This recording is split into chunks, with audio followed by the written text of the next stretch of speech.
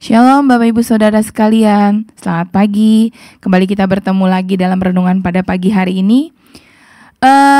Saya ingin membawakan satu tema yang menyambung renungan saya yang kemarin ini gitu ya, yaitu jangan sakiti mereka.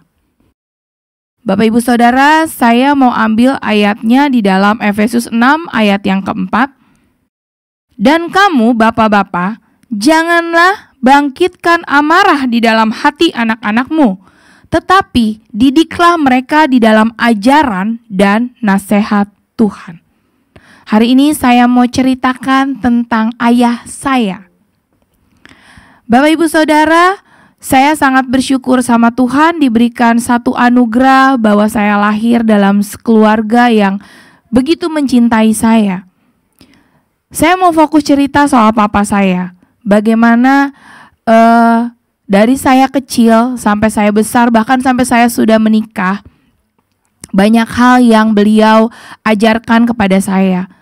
Saya melihat, ya walaupun yang namanya orang tua, tetaplah namanya manusia, pasti ada kelemahan, pasti ada hal-hal yang terkadang salah.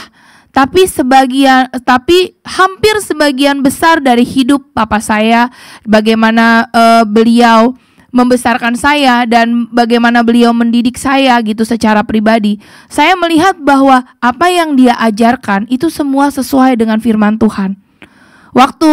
Kalau saya salah ya, kalau saya lagi berbuat salah, itu biasanya papa saya itu nggak pernah pukul saya. Kalau mama saya pernah, karena mama kesel nih ya, anaknya udah badung, apalagi kalau saya berantem sama adik saya, ntar pantatnya tuh dipukul. Tapi bapak saya nggak kayak gitu. Dia hanya akan kalau dia udah diem dan dia udah ngeliatin gitu, saya udah tahu dah. Pokoknya kalau udah kayak gitu, saya udah benar-benar salah nih, ya kan? Jadi dia pasti akan panggil. Nah, kalau udah dipanggil, saya udah tahu deh tuh. Ya, berarti harus gimana, walaupun jadi deg-degan. Tapi ada satu kejadian di mana saya dulu ya namanya anak muda gitu ya, anak-anak remaja gitu ya. Pacaran lah Bapak Ibu Saudara, ya kan. Terus nakal nih, ya kan. Bilang jangan pulang malam, padahal saya kebaktian gitu kan ya, tapi mungkin kelewatan malam gitu. Pulang lah. Hari itu adalah benar-benar pertama kali saya ngelihat bapak saya marah, karena bapak saya memang udah pernah bilang jangan, karena bapak saya tahu akan ada seperti apa di kedepannya gitu. Jadi hari itu saya pulang malam, hari itu bapak saya sangat marah banget. Dia langsung sempat bilang bahwa siapin baju lu, pergi, jangan tinggal lagi di sini, keluar. Saya takut. Dia udah mau, hari itu pun pertama kalinya dia pengen ditabok gitu. Tapi mama saya tahan gitu kan. Jadi kesalahan saya itu udah benar-benar yang parah banget Bapak Ibu Saudara. Tapi lucunya, sejujur dari hati saya nih Bapak Ibu Saudara, walaupun saya sempet nangis gitu ya, tapi saya nggak pernah jadi benci sama papa saya karena peristiwa itu. Saya diusir loh Bapak Ibu Saudara, nih beneran barang saya udah dikemas, udah tinggal disuruh pergi gitu kan ya. Dan bapak saya hari itu sempat cuekin saya, karena akhirnya ditahan. Akhirnya ya udah bapak saya cuekin deh pokoknya, kurang lebih 2-3 hari saya nggak diajak ngomong, ya kan. Tapi hati saya itu nggak ngerasa, walaupun saya sedih, tapi saya nggak ada satupun kebencian kepada papa saya. Kenapa? Karena saya tahu saya yang salah, dan papa saya itu nggak pernah marah yang sewena-wena, nggak pernah keluar kata-kata kasar ngata-ngatain saya, nggak pernah sama sekali Bapak Ibu Saudara. Even di kejadian itu pun yang dia marahin itu karena kesalahan saya gitu. Jadi dia nggak ada ngata-ngatain saya, nggak ada yang gimana-gimana, nggak. Jadi saya sedih banget karena kenapa sampai saya harus melukai hati beliau malah.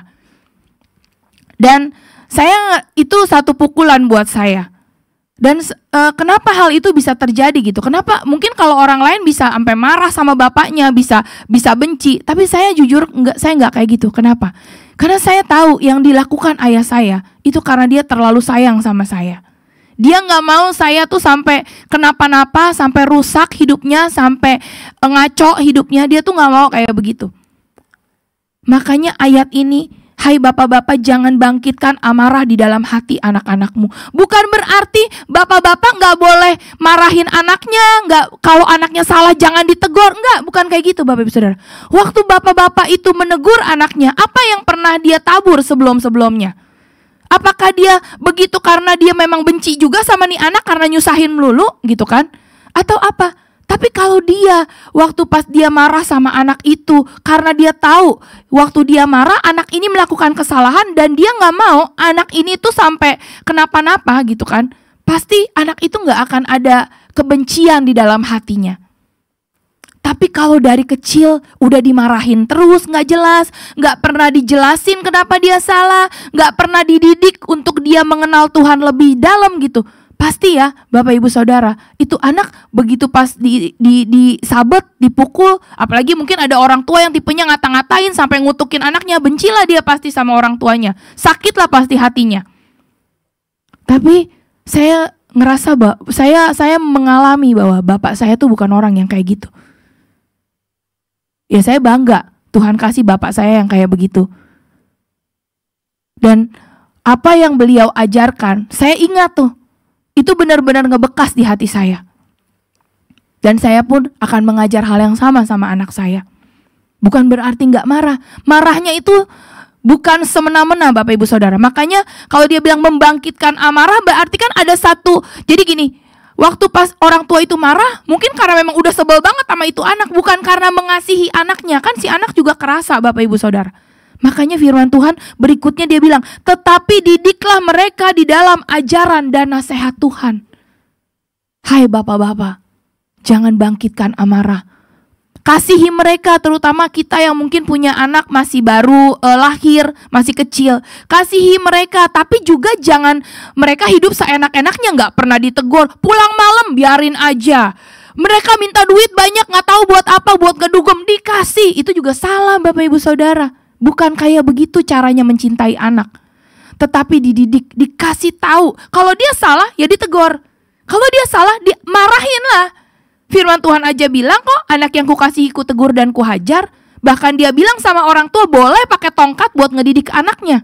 Asal waktu pas ngedidik anaknya, apa yang ada di dalam hati orang tua itu.